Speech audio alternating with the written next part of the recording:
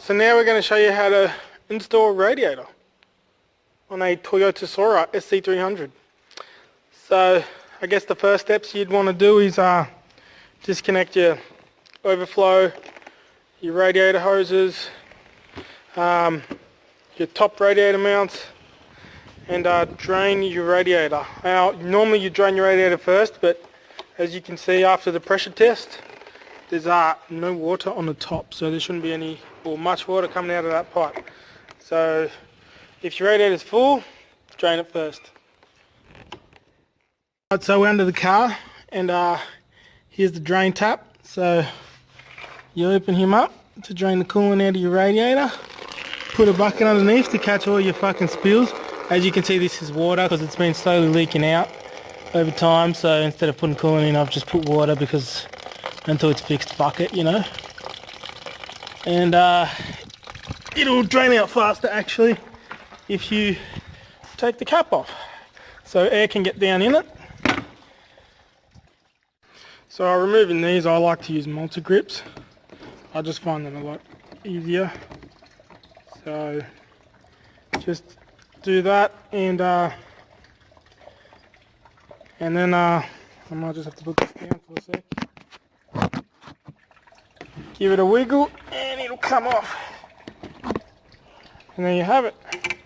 So you undo it with one hand and give it a wiggle with the other, like that.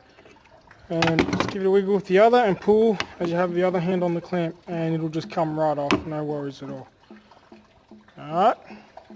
And undo that little overflow pipe, and it's just sick.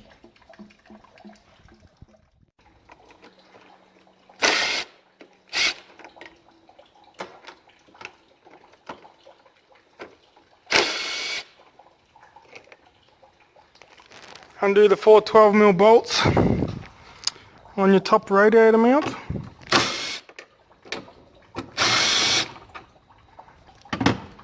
And I like to put everything in little baggies, you know, and then just write on a fucking text what it is so you don't get shit mixed up and fucking lose shit, you know, just the usual. If you don't have baggies, use cardboard and just poke holes in it and write what the bolts are. Stick them in the cardboard. And same concept.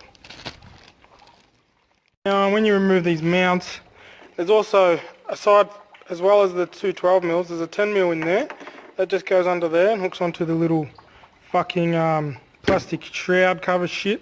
So the mounts actually have this little tumour growing off the side for the fucking bolt to hook into. So just, it makes your job that little bit fucking more annoying, because you go pull them off and you're just like, ah, nah, there's a fucking cunt there. And same applies this side, so there's that cunt, 10mm and 2 fucking 12s. Alright, so there's 2 10mm bolts on the shroud up here that need to come off. Alright, there's one there and one on the other side, so just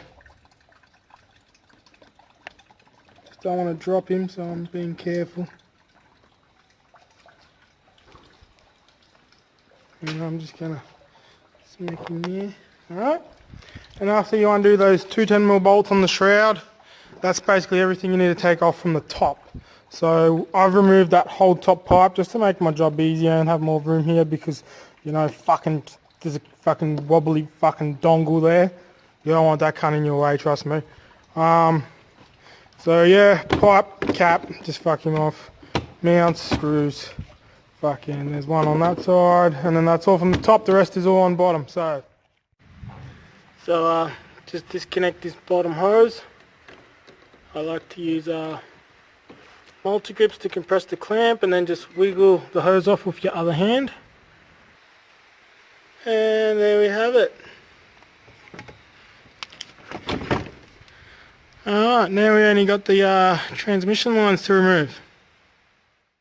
So because I have aftermarket transmission cooler lines, I'm going to have to cut every zip tie that's on the cooler that's connected to the fucking radiator.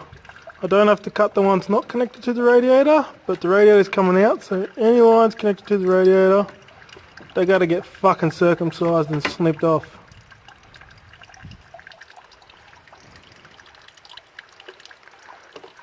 Fucking snip. Fucking snip. All this zip tying effort's gone down the wall drain. Oh.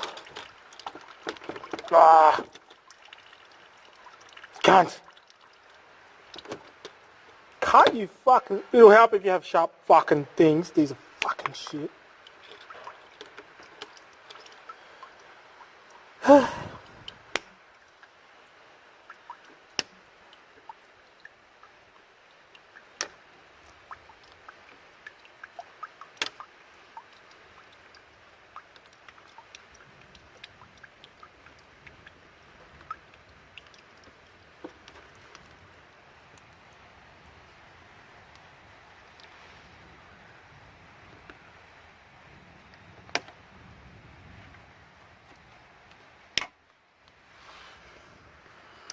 Alright, that just about does it.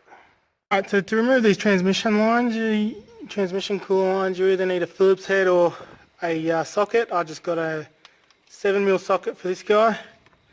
And I think the other guy on my car is 6mm, but yours will be different. Like I said, mine are aftermarket transmission cooler that runs through the stock cooler. And I've also got a handful of different size bolts ready to put in as I pull it off, so I don't lose, try to minimize the loss of transmission oil. So as you pull it off, undo that, pull it off and whack one of these in, and same goes for the other side. Now I'm going to need both my hands, so because I don't have a fucking stand for my fucking camera, which I need to buy one.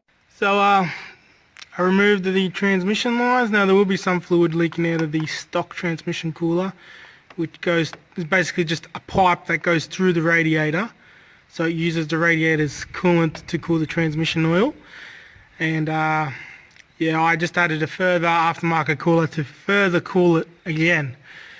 But once you do that, you put a bolt in the transmission lines, get them out of your way. So you want to put them up higher than the box if you can. So if they do leak, it doesn't leak, because if it's lower than the box and they leak, the fluid out of the box will want to come out the lines. So try to put them as high as you can. So this guy I just tucked up in there, and the other guy was nice and long, and he's way up there, so he's definitely not going to leak any fucking oil.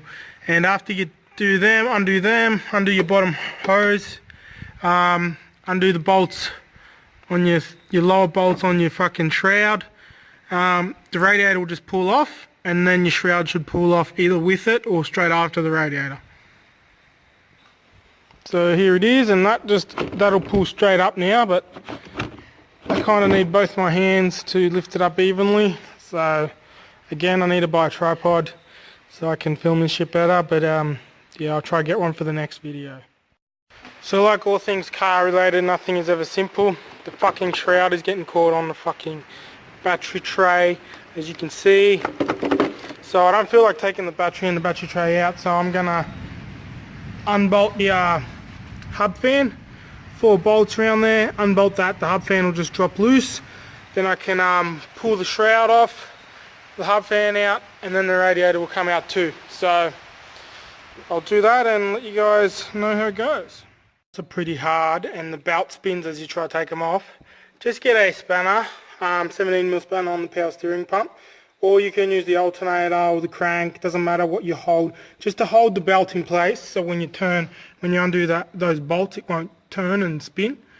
And a ratchet spanner really helps to undo those bolts, but you don't necessarily need one, but it helps. Alright, after you undo them, the hub will just fall out of place, and as that falls out of place, you can sort of wiggle this out and pull him out, and then pull your fucking radiator out, and that's everything out. So we got everything out, the shroud, the fan hub, and the radiator. So as you can see now, we're left with heaps of room for activities. So if you need to change your belt or do a timing belt, you got all this room to do whatever you want. So it's a good time to change your drive belt while you're here, do your timing belts or anything else you want to get done, because you know you've already taken the radiator out, and it saves you taking it out again when you go do your timing belt. there we have it.